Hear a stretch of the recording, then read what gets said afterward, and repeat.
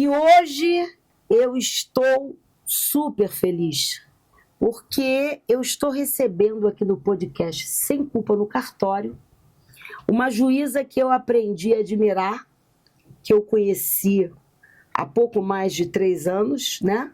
Me lembro quando a senhora entrou no local onde eu estava e logo de pronto começou a interagir com os registradores e notários, e eu vi que a senhora tinha uma condição diferenciada. E ao pegar o seu currículo, doutora Carolina, eu vi que a senhora gosta da área humana. E quando a gente tem o olhar para o humano, a gente tem um olhar diferenciado. Eu gostaria que a senhora se apresentasse como mulher, como pessoa, e me contasse a sua trajetória como magistrada. A palavra está com a senhora. Não. Primeiro, agradecer, né, a oportunidade que a doutora Sônia está dando de eu estar mais uma vez aqui, podendo ter essa comunicação tão próxima, né, com registradores, com notário, com esse mundo do extrajudicial que é tão apaixonante e encantador, né, isso a gente percebe facilmente. Agradecer as suas gentis palavras, tenho certeza que é muito mais pela gentileza da pessoa que a senhora é, mas agradeço de qualquer forma, fico muito honrada, né, e poder estar aqui falando um pouco da minha vida como juíza, como pessoa, é legal, porque às vezes as pessoas não nos conhecem, né, e formam conceitos ou preconceitos sem um conhecimento mais aprofundado. Mas então, eu sou Carolina Ranzolin Nerbas, eu sou de Santa Catarina, nasci no interior de Santa Catarina, no Planalto Serrano, né, nas regiões mais frias de lá, cidade de Lages, mas mais de 40 anos minha família se mudou para a capital, Florianópolis, então foi ali que eu me criei, estudei, fiz faculdade, me formei e comecei na magistratura, né.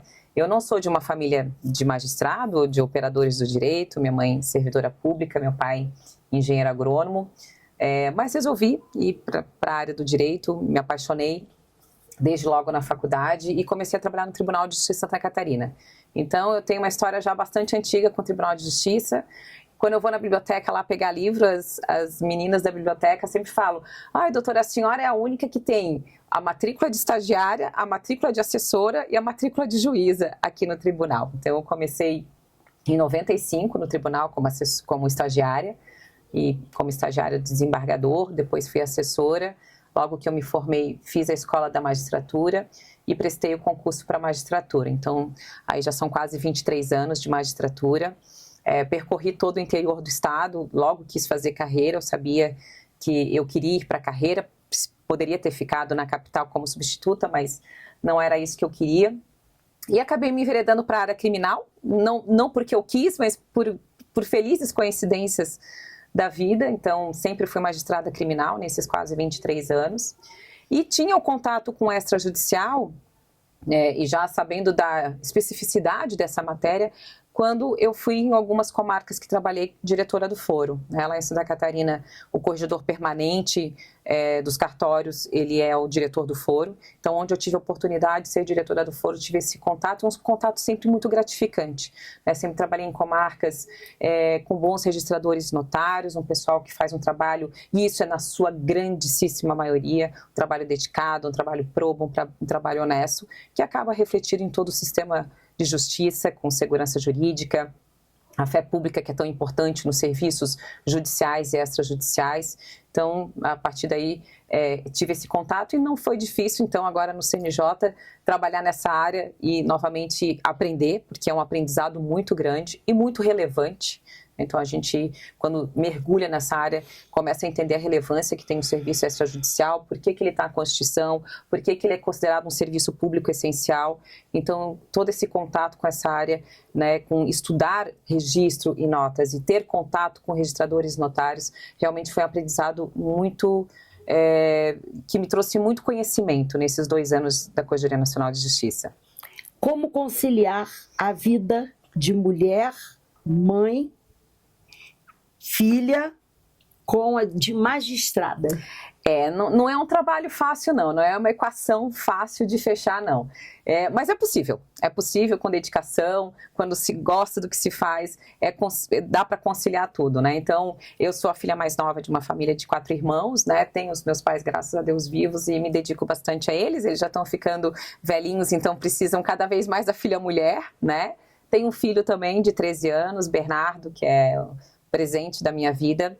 E estou nessa função entre Brasília e Florianópolis, me dedicando, acho que consigo, embora eu não tenha mais a quantidade de tempo necessária, né, com meu filho como eu gostaria, eu tenho qualidade.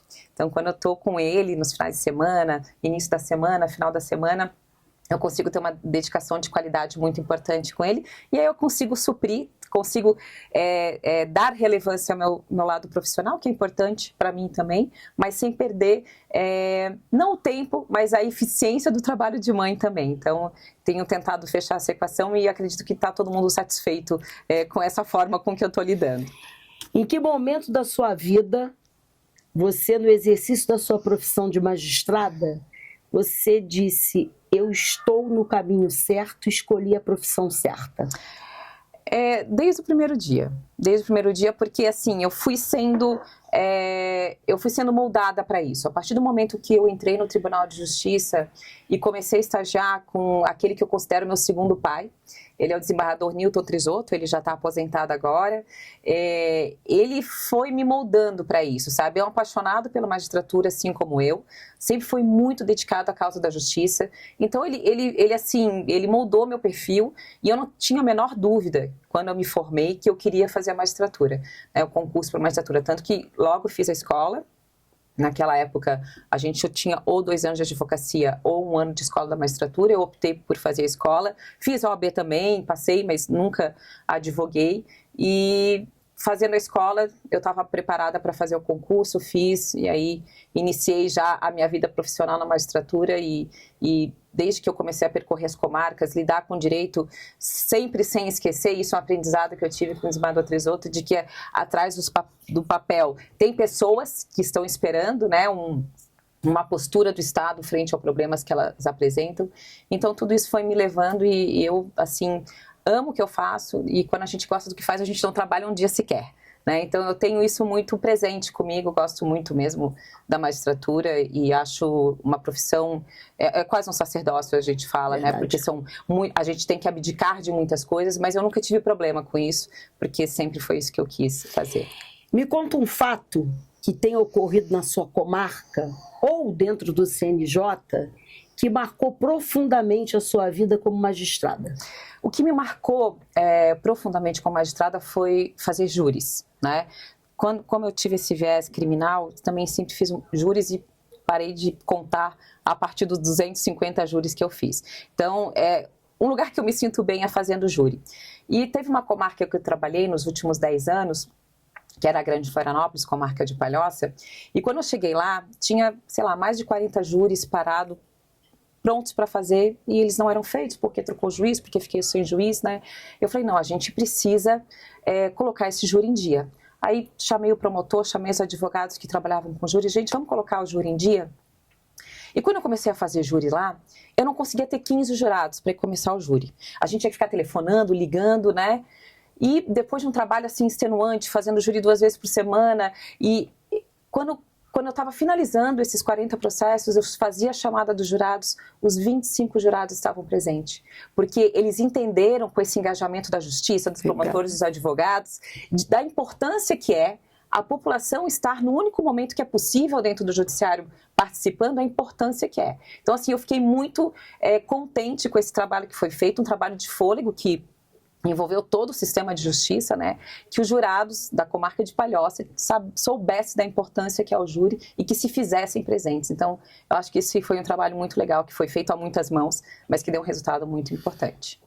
A senhora acha que a maioria dos juízes deveriam aproximar mais a população da justiça como um todo? Eu acho essencial que o juiz conheça a realidade da sua comarca. Então, a presença do juiz, enquanto autoridade que sabendo dos ônus e bônus dessa função, eu acho essencial que o juiz conheça a realidade da sua comarca, porque é só conhecendo essa realidade que ele vai ter condições de proferir decisões, trabalhar de forma justa, né, com um olhar específico para aquela comunidade. Eu lembro que quando eu comecei a trabalhar, a primeira comarca que eu fui titular, comarca de Trombudo Central, Alto Vale Itajaí, cidade de colonização alemã, povo sério, trabalhador, né? E eu vinha de Balneário Camboriú, onde eu fiquei meus 2 anos como substituta, que é uma cidade litorânea, muita movimentação.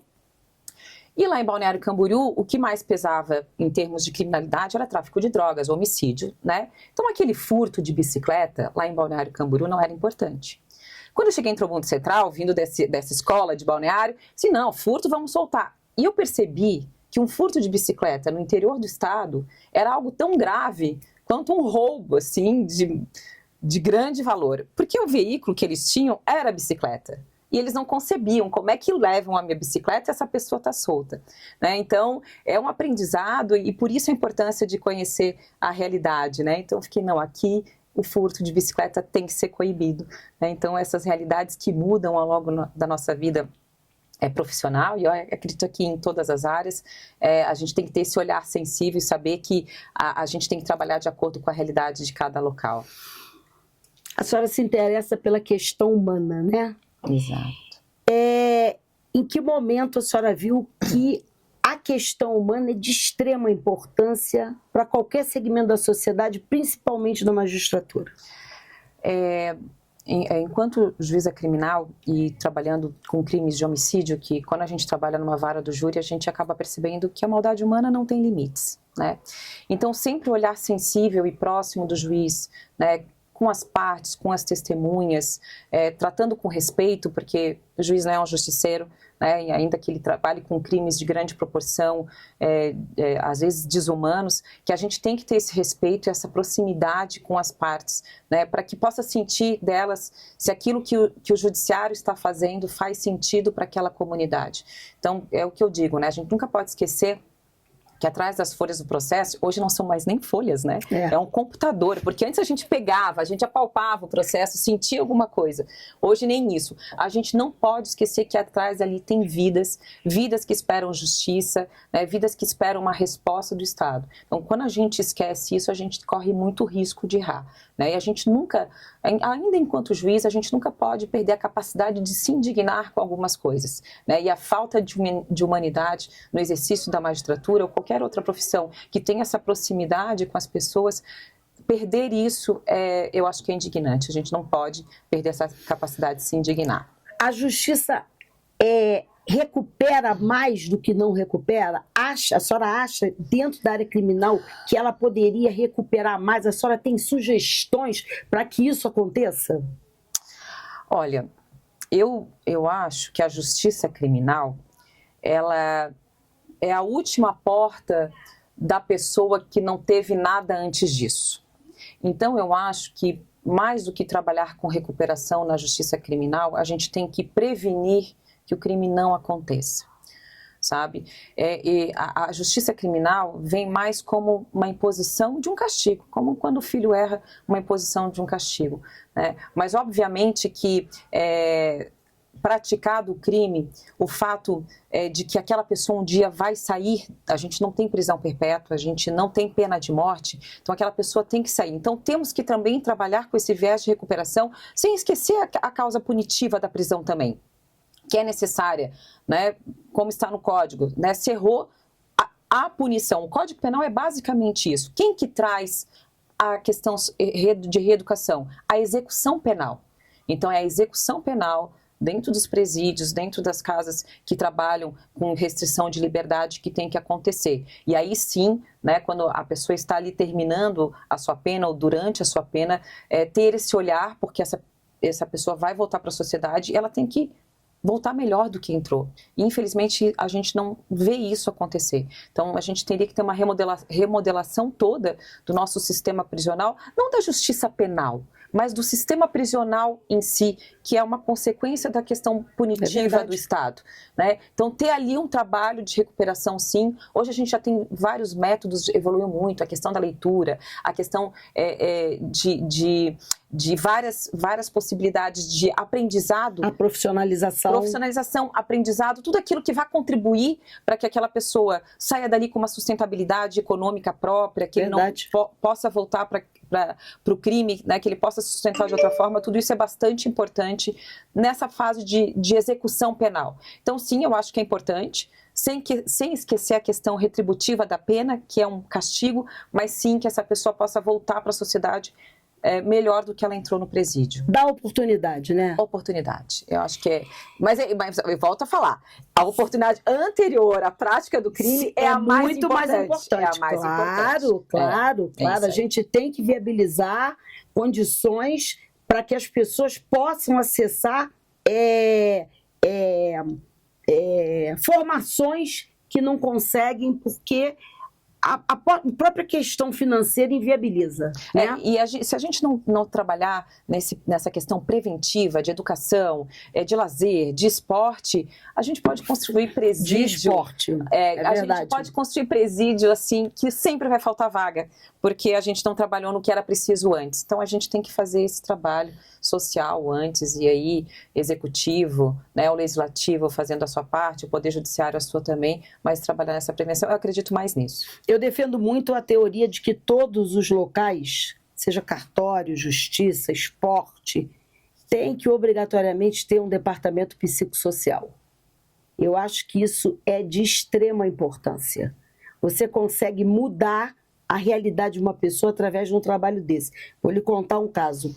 Uma jogadora de um clube que eu estive à frente, chegava em casa todo dia e via a mãe apanhar. E um belo dia ela disse: vou matar meu pai. Pegou a faca, foi para dentro de casa. Quando ela pegou a faca para matar o pai, ela disse: não posso fazer isso, vou ligar para o departamento psicossocial. O que aconteceu?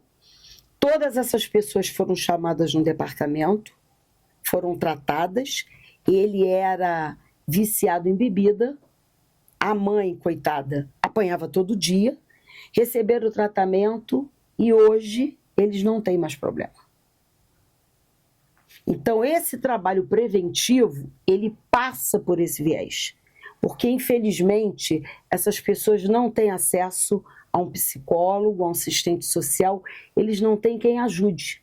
E eu acho que é de extrema importância o desenvolvimento desse setor em todos os segmentos da sociedade. Doutora, só para a senhora saber, a gente está trabalhando ali na nacionalização de um programa, chama Programa Novos Caminhos, que nasceu em Santa Catarina, né? O ministro Salomão investiu naquelas jovens que passam por situação de vulnerabilidade, vão para casas de acolhimento, e veja que eu estou falando aqui de jovens em casas de acolhimento, não é socioeducativo, jovens que praticam ato infracional, aqueles que sofreram algum tipo de violência, que são retirados da sua família e ficam em casas de acolhimento. Esse programa visa dar capacitação profissional para que quando esses jovens que saem das casas de acolhimento e não conseguiram voltar para sua família de origem ou não foram adotados, possam sair dali com alguma condição de trabalho. E o que se percebeu ao longo de 10 anos que esse programa que já existe lá em Santa Catarina? Que muitas vezes esses jovens, ainda que tu queiras dar uma chance profissional para ele, se eles não têm um tratamento psicossocial, eles não estão preparados nem para isso. Eles não conseguem entender que aquilo é uma oportunidade nova de vida para eles se não fizer o tratamento de saúde dele. E eu digo saúde completa, física, psicológica, espiritual, de dentista, toda ela. Porque se tu não trabalha isso nesse jovem, ele não consegue aceitar aquilo e nem aproveitar. É então, verdade. E esses crimes familiares, né, desse seu exemplo que a senhora deu, crime de violência familiar contra a mulher, que todo mundo vivencia na família, a violência, eles são extremamente complexos. Porque é diferente de um crime de roubo, que, por exemplo, a pessoa vem, ela só te faz o mal.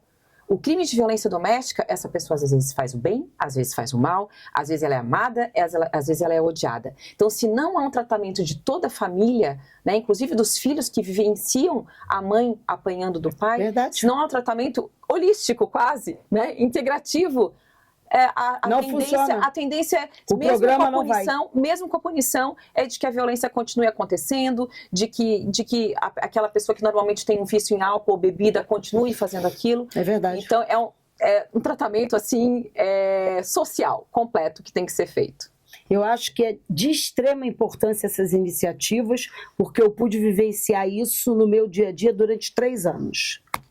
Como a senhora chegou no CNJ? Bom, antes de eu vir para o CNJ, eu fui durante 4 anos a assessora da presidência do Tribunal de Santa Catarina. Então, ali eu já tive contato com a administração, né? Porque antes eu era muito juíza raiz, trabalhei no interior, até chegar na capital, até estar em casa. Então, sempre fui muito dedicada ao trabalho judicante da magistratura mesmo. E eu até levei um susto, assim, quando fui convidada. E quando o presidente me convidou, na época, ele era desembargador da área criminal e eu juíza criminal. Ele falou: Carolina, eu vou te convidar porque eu vejo que nas tuas sentenças tu quer fazer a coisa acontecer. Tu tem uma resolutividade. É isso que eu preciso aqui. Alguém que vá, faça, resolva as coisas. Eu falei: opa, tô pronta para isso, né? E trabalhei lá 4 anos e eu era responsável para trabalhar com os processos que vinham do CNJ. As resoluções, os cumpridec, né? Porque o CNJ ele solta a resolução, depois ele cobra o cumprimento dos tribunais. E eu comecei então a ter um contato muito próximo com o pessoal do CNJ. E foi na gestão do ministro Fux que a gente teve um entrosamento muito grande entre Tribunal de Justiça e CNJ, porque estávamos implantando lá o sistema de execução unificada, que é o CEU, né? E aí eu acabei conhecendo e fui convidada, então, no final da gestão da presidência, de trabalhar com o ministro Fux na presidência. Então, eu vim primeiro para a presidência do CNJ, já era o ano final da gestão do ministro Fux, e em seguida o ministro Salomão, então, assumiu a corregedoria e convidou que eu permanecesse na corregedoria e estou lá até hoje. E o extrajudicial, como foi para a senhora? Olha, a partir de hoje, doutora Carolina, a senhora foi escolhida para trabalhar com este grupo do extrajudicial. Como é que a senhora recebeu essa... Eu recebi como um grande desafio, né? Porque trabalhar com o judicial é fácil, que é o que a gente sabe fazer e conhece, os juízes, né? Eu sei da ponta, sabia da parte administrativa, que já tinha trabalhado por 4 anos, do segundo grau já conhecia muito bem. O extrajudicial, então, né, essa proposta do ministro Salomão foi um grande desafio, mas logo topei, né? Senão, eu acredito que não exista nada que a gente não possa aprender, né? E trabalhar com o direito é um constante aprendizado. Sim. Se a pessoa achar que se ela achar que sabe tudo, ela já está correndo o risco de errar. Porque a gente está constantemente aprendendo. Então, foi um desafio, mas eu encontrei excelentes colegas de trabalho, a começar pela doutora Daniela Madeira, que iniciamos nós 2 juntas lá. Obviamente que tivemos que conversar com o pessoal da gestão anterior para tentar entender o que estava acontecendo.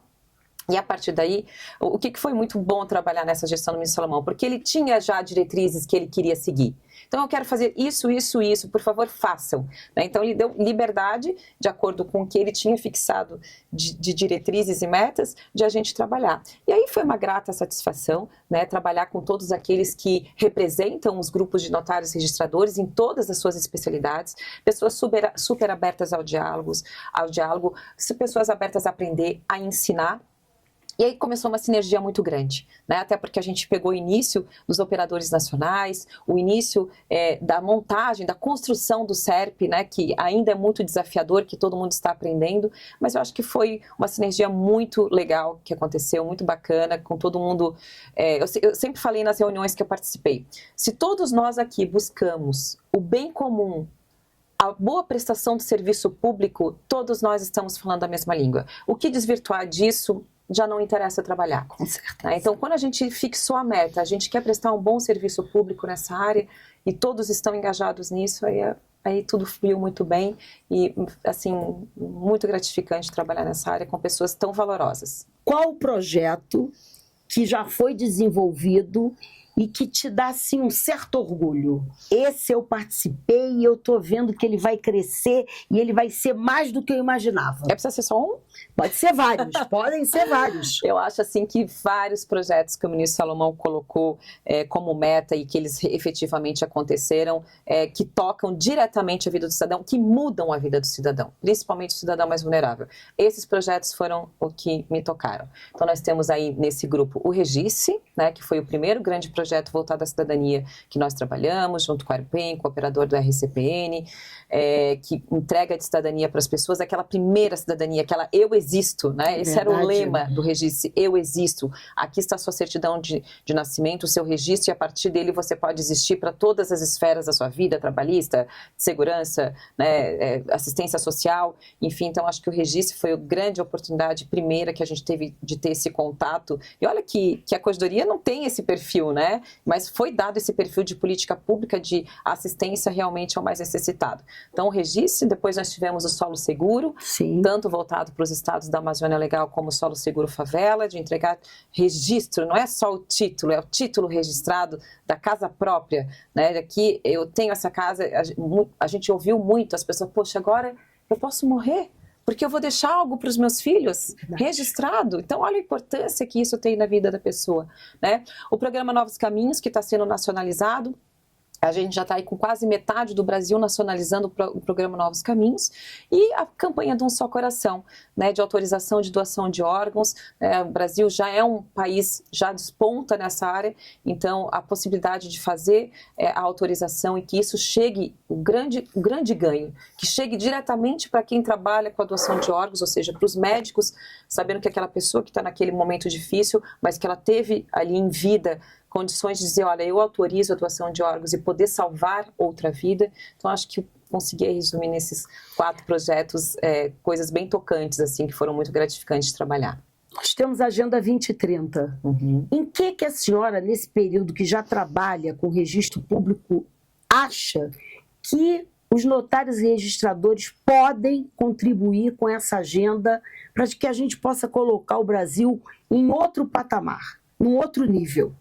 Acho que ações voltadas à cidadania, né? Essa questão do registro é tão importante, o seu país saber quantas pessoas e quais tipos de pessoas existem dentro do seu território para formular as políticas públicas, né? Então, essa questão do registro é muito importante. Saiu um dado recentemente do censo de 2022 que o IBGE divulgou há 15 dias, que nós temos no Brasil 99,3% das crianças até 5 anos registradas. Então, olha a importância desse dado, é um crescimento de 2% do censo de 2010 para 2022. Então, eu acho que primeira coisa, a gente tem que ter todos os nossos cidadãos brasileiros registrados. Muito embora nesse período da vida de 5 anos a gente tenha um alto índice de registro, nós temos ainda 3 milhões de invisíveis no Brasil. Pessoas sem registro, pessoas sem documento que não existem para ninguém. Então nós temos que trabalhar nisso e esse é um dos objetivos da Agenda 2030. E outra questão é a moradia. A moradia própria, a moradia segura, e eu não falo aqui só de um título de registro, não. Quando a gente fala em REURB, a gente fala de todos os equipamentos sociais que devem nortear essas moradias, né? A saúde, o lazer, a escola, a segurança pública.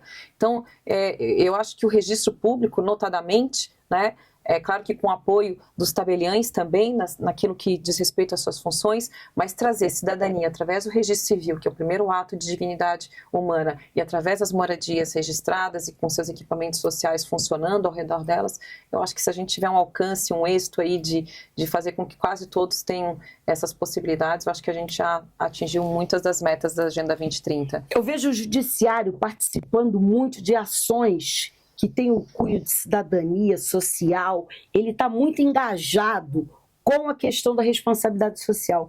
A senhora acha que outros segmentos deveriam se engajar tanto quanto o CNJ, a Justiça como um todo se engaja? Eu acho que sim, porque quando a gente trabalha nesse trabalho de prevenção, a gente acaba desafogando o judiciário, porque problemas não vão acontecer se a gente não trabalhasse nisso, né? Os conflitos sociais tendem a diminuir com uma sociedade mais pacificada, com as pessoas sabendo e tendo seus direitos à mão, né? Então, quando a gente trabalha nisso, a gente, pode ser, isso não é trabalho do judiciário. A gente ouviu muito isso quando a gente começou a trabalhar com a questão da regularização fundiária. Mas o que o judiciário tem a ver com regularização fundiária, se ela pode ser feita administrativamente, né? Porque se for ler a lei da REURB, a lei não fala em poder judiciário, é um procedimento todo administrativo. Mas se o poder judiciário não encampa isso como catalisador de todos os atores envolvidos, que não são poucos, a coisa não acontece. Então, a confiança do poder judiciário à frente dessas políticas, ele traz engajamento. Ele traz os outros atores da sociedade e a coisa acontece. Então, eu acho que trabalhar nisso, muito embora às vezes se diga, mas isso não é questão do judiciário. É sim. É porque vai refletir no nosso trabalho. E enquanto poder, o judiciário tem responsabilidade de trabalhar também com políticas públicas sociais. Então, eu acho que é extremamente importante. Me conta um fato. Eu vou lhe contar outro, tá? Que dentro dessa comunidade, dessas comunidades que vocês passaram, que você presenciou e que te chamou muita atenção. Bom, o que a gente vê nas comunidades e, assim, a questão da solidariedade. né? A solidariedade é algo que é muito forte, principalmente na comunidade, nas comunidades mais carentes. Como eles têm vontade de ajudar, né? Por muitas vezes, assim, todas as comarcas que eu trabalhei, a primeira coisa que eu chegava na comarca, né, como eu sempre trabalhei na área criminal, chamava os policiais militares, eu quero dar uma volta na cidade, eu quero conhecer as favelas da cidade. E eu ia, né, e a gente descia e conversava, e a questão da solidariedade dessa população é uma coisa muito bonita. A gente trabalhou, a Corregedoria Nacional atuou junto com a Corregedoria Local nas enchentes do Rio Grande do Sul, e é impressionante o que se vê de solidariedade nesses momentos difíceis, e principalmente das pessoas mais humildes, ajudando as pessoas mais humildes do que elas. Então, assim, isso realmente é comovente, né? E ver como as pessoas se abraçam nesse momento, como se ajudam, né? Quero fazer um parênteses aqui para falar do registro civil nas enchentes do Rio Grande do Sul, como foram para a rua com seus cartórios embaixo d'água, né? Como foram para a rua dar aquele documento que a pessoa tinha perdido para ela começar a partir daí uma nova vida, poder pedir seus benefícios assistenciais, os programas. Então, assim, eu acho que isso é muito marcante no povo brasileiro, principalmente da população mais humilde, a solidariedade que se tem em momentos muito difíceis. Para isso a gente precisa gostar de pessoas, né? Exato. E eu vivenciei uma situação no Rio de Janeiro, nós fizemos uma campanha de alimentos, e numa igreja, o rapaz disse assim: senhora, deixa os alimentos aqui que nós vamos fazer uma lista para levar na casa das pessoas. E ele levou na casa de um senhor que estava tuberculoso, tinha acabado de perder o filho que sustentava e não tinha nada na casa dele. Situação. Eu falei: o senhor não tem quem sustente o senhor? Não, meu filho foi assassinado. As pessoas só conhecem o Brasil vivenciando o Brasil. E eu acho que o segmento dos notários e registradores chegam, porque aonde não tem nada, tem um cartório. E sabe o que acontece, o que eu posso ver? Esses representantes funcionam como os advogados, os orientadores, porque as pessoas não têm orientação de absolutamente nada. Eu, sinceramente, quero parabenizar o CNJ por essas ações. Quando eu ligo a televisão, eu sou uma estudiosa e amo a área social. Eu acho que o meu final de vida vai ser fazendo trabalho social. Então, quando eu ligo, vou lhe falar o meu sentimento. Quando eu ligo a televisão, que eu vejo ações do judiciário, que é ele que me fiscaliza, nesse sentido eu fico orgulhosa, muito orgulhosa, porque eu tenho a oportunidade de vivenciar isso. Então, eu tenho que deixar meus parabéns aqui para todas as juízas acolhedoras. Vocês não são juízas auxiliares, são juízas acolhedoras, tá? E a todos os corregedores que passaram, principalmente o ministro Salomão, que é uma pessoa que eu conheço, e acolheram essas pessoas. Essas pessoas precisam de acolhimento. Exato. E aí, quando a gente faz esse tipo de ação, muito mais do que fazer algo, a gente recebe. O que a gente recebe em troca é muito maior, é muito mais grandioso, e é isso que torna tudo tão bonito, né? Como a gente aprende fazendo esse tipo de ação, e realmente foi um viés muito importante da gestão do ministro Salomão, que a gente quer deixar como marca. Tá valendo a pena? Muito, muito. Projetos futuros para os notários e registradores. O que precisamos fazer para ainda melhorar mais essa parceria? Bom, nós estamos vivendo um momento de modificação, né? Eu acho que daqui 50 anos, quando a gente olhar para trás, esse vai ser um momento histórico, em que tudo está mudando muito rápido. A pandemia trouxe a questão tecnológica, remota, eletrônica, de uma forma muito forte. Então, a gente está vivendo um momento histórico mesmo de muita mudança. Então, o que eu acredito que é muito importante para o sistema extrajudicial? Todo mundo está tecnologicamente preparado para praticar atos remotos, atos eletrônicos, porque esse é o futuro. Se a gente não tiver essa transformação, se a gente não incutir naquele registrador mais antigo ao registrador mais novo, da importância de todos estarmos tecnologicamente preparados, e eu digo assim, aqueles livros antigos, eles têm que subir para as plataformas, eles têm que ser digitados, eles têm que ser digitalizados. Nós sabemos que esse é um trabalho ingrato, mas ele é importante, porque se não for feito, a gente não pode falar em uma plataforma tecnológica. Porque se um registro estiver faltando, ela já não é confiável. Então, esse momento de aprendizado, esse momento que é difícil, nós passamos isso pelo judiciário. Estamos passando ainda de colocar todo aquele acervo físico que a gente tinha dentro do sistema de tramitação processual. Então, não é um trabalho fácil, mas é um trabalho que tem que ser feito. Então, se os registradores entenderem isso, se os tabeliães entenderem que eles têm que ter o notariado, porque atos eletrônicos só podem ser praticados lá dentro e todos devem ter, a gente começa a partir para um novo momento.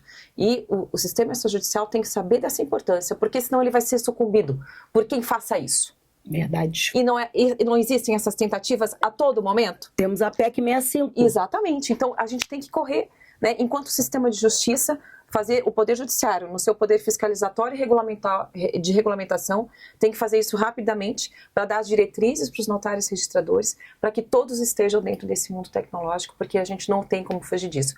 Quem não fizer vai ficar para trás. E aí é que vem o FIC, e aí é que vem a questão da capacitação. Enquanto nós não tivermos todo mundo falando a mesma linguagem, o sistema não vai funcionar. Exatamente. Então, cada um de nós, e eu me incluo, temos que fazer o nosso trabalhinho de casa. Pegar, ir para aquele estado que as pessoas não têm acesso, passar as informações, formar e ajudar. Porque só de uma forma unida a gente vai conseguir fazer isso funcionar. E vamos deixar de perder serviço. Exatamente. Porque o argumento daqueles que querem fazer o trabalho do judiciário é que eles são lentos. Isso, são burocráticos, não funcionam, são caros e são lentos. Tem que desmistificar isso. Tem que desmistificar isso. E aí, isso. simplesmente trabalhar, mostrar a eficiência do trabalho. Quando isso começar a aparecer, através das evoluções tecnológicas, eu tenho certeza, pela segurança que tem, né, pela fé pública que tem, que o cidadão vai querer fazer esse ato assim, mas ele tem que ser ágil, ele tem que ser rápido, ele tem que ser efetivo. Porque senão as pessoas procuram outra forma. Tem uma coisa que me preocupa muito, doutora Carolina, é a questão da comunicação com o público externo. Eu escuto muito, eu não sabia, eu não tinha conhecimento, mas é assim que funciona. É verdade que registro de imóveis é cada um para uma área? Isso eu escutei de uma jornalista. Então eu pergunto, será que nós não estamos errando e pecando nesse aspecto? A falta de comunicação? Falta de divulgação das ações, né? Eu acho que sim, eu acho que elas têm que aparecer mais, a população tem que ser mais bem informada. A população não sabe qual é a diferença entre registro, entre registrador, entre tabelião, se o cartório é disso, se o cartório é daquilo. Mas aí é que tá, o mundo tecnológico vai ajudar isso. Por que é o SERP hoje? O SERP é um sistema eletrônico de registro público. A pessoa tem que entrar ali e ela não tem que saber se ela está no registro de imóveis, se ela está no registro de TD, se ela está no registro de civil. Ela tem que ter o registro ali, eu quero esse serviço. E o sistema vai te direcionar. Então, isso, eu acho assim, ó, por isso que a gente tem que fazer uma plataforma que seja confiável. Que o cidadão entre ali e ele consiga ter o serviço prestado que ele quer. Quando isso começar a acontecer, é aquela propaganda que vai de boca em boca. Olha, eu entrei, funcionou, eu precisei disso, daquilo. Eu não tive que ir no cartório de RI, ou de RTDPJ, ou de RCPN. Estava tudo ali. Então, eu acho que isso vai facilitar, porque realmente é uma falta de conhecimento, há uma falta de esclarecimento da população de como que o sistema extrajudicial funciona, né? O judicial, eu acho que ele tem talvez uma melhor forma de comunicação, mas o extrajudicial teria que realmente melhorar a sua forma de comunicação. Não poderia haver uma parceria do judicial e do extrajudicial nesse sentido? Olha, vou falar que já existe essa parceria. Por exemplo, ontem nós tivemos o evento que encerrou a gestão do ministro Salomão à frente da Corregedoria do Observatório de Notas e de Registro. A senhora já teve a oportunidade de participar, sim. Né? O que a gente fez ali no Observatório, essa parceria entre o CNJ e a revista Justiça e Cidadania? Nós fizemos uma cartilha, mas uma cartilha de beabá. O que é registro civil, qual é o serviço que ele presta, quantos existem, o que é o RTDPJ, quantos cartórios, qual é o serviço, quem que deve buscar. É um beabá, porque às vezes as pessoas não sabem nem isso. E eu não estou falando, não, do analfabeto desinformado. Pessoas inteiradas, estudadas. Exatamente, que não sabem. Então, eu acho que sim falta... Bom, para ter uma ideia, existe nas faculdades Bom, na época que eu fiz, não tinha. Não tinha. Não tem registro. Não tem. Ato notarial. Não tem. Não tem. Então, o próprio estudante de direito... Não tem conhecimento. Exatamente, ele tem essa dificuldade. Temos que ir para dentro das OABs do Brasil todo, temos que divulgar. Eu vou lhe contar uma experiência. Eu fiz uma universidade de negócio, tinha para mais de 5 mil pessoas, empresários, tá? Eu não estou falando de pessoas sem noção, todos empresários. Me pediram para fazer uma palestra. Eles não sabiam que a cremação tinha que ser registrada. Quando eu expliquei a forma fácil, eles, não acredito. É assim que se faz? E eu fiquei horrorizada. Eu estava falando para 5 mil empresários. Não sabem, não desconhecem. Fica o meu apelo, porque eu passei pelo marketing, pela comunicação, e cada vez que eu estudo, que eu faço um curso dentro dessa área, eu digo, gente, como a gente está errando nesse dever de casa, a gente podia estar bem lá na frente. Vamos criar um programa que a gente possa, junto com a justiça, falar das benfeitorias que a gente faz, a começar pela questão social, explicar ao cidadão, olha, você não precisa gastar dinheiro pagando para uma empresa fazer um trabalho que você sentada de frente no seu computador, você vai pagar muito menos. E eu acho que a gente... conseguir fazer, né? E vai conseguir fazer. Exato, porque é o medo de não conseguir fazer. Entendeu? Né? Então eu acho que a gente precisa estudar um projeto nesse sentido, que a gente beneficie, a gente não está beneficiando o cartório nem a justiça. A senhora pode ter certeza que nós estamos beneficiando o cidadão. Exato, e é esse o nosso grande objetivo, né? A boa prestação de serviço público para o cidadão. Frase que define o extrajudicial para a senhora. Credibilidade. Uma frase? Posso falar em palavras? Pode ser em palavras. Eu acho que credibilidade, segurança, profissionais capacitados. Eu acho que é uma junção de tudo isso, né? A gente percebe, assim, o amor à camisa que se tem do pessoal do extrajudicial, né? O amor que tem, como são ceosos pelo trabalho que executam. Então, trabalhar com profissionais desse gabarito, não tem como as coisas saírem erradas. A gente vai tentando e acertando, mas sempre a busca do sucesso é uma garantia de que todos buscam isso, sabe? Então... Se hoje a senhora pudesse mudar o mundo, o que a senhora faria para mudar esse mundo de hoje? Num contexto geral, né? No contexto geral. Investiria na educação. A educação é o que salva o mundo. Eu leio muito sobre isso e eu vi que países subdesenvolvidos só conseguiram alcançar o desenvolvimento a partir do momento que as suas crianças ficaram mais tempo sentadas no banco da escola e não só sentadas com uma educação não eficiente, com educação eficiente. Então, a partir do momento que a gente tiver nossas crianças mais tempo na escola, não podemos mais falar só de um turno de estudo, a gente tem que falar num turno integral, educar nossas crianças, dar oportunidade para elas. Eu só acredito que o que muda um país, o que muda o mundo é a educação. Sem isso, a gente não avança.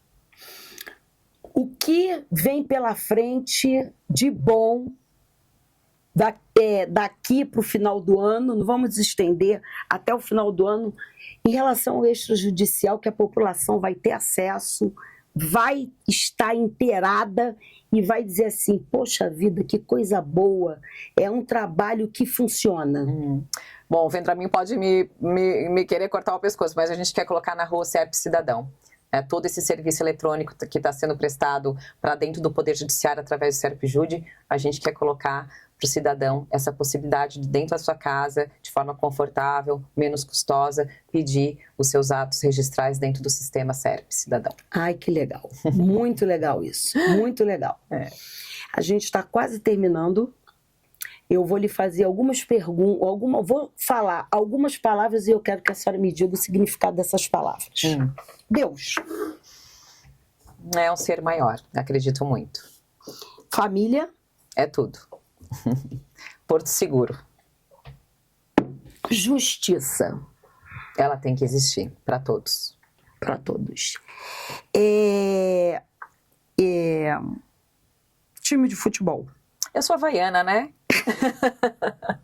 Eu sou de Florianópolis, eu sou do time do Guga, eu sou havaiana. A senhora acha que o esporte pode mudar o Brasil? Esporte e música.